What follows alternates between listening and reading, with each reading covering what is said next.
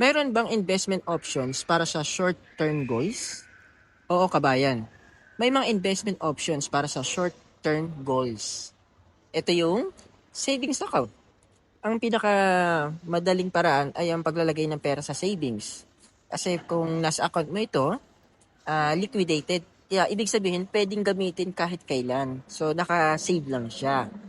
Then, second is, sa savings pa rin, yung bank account na ginagamit mo, pwede kang mag-inquire ng time deposit.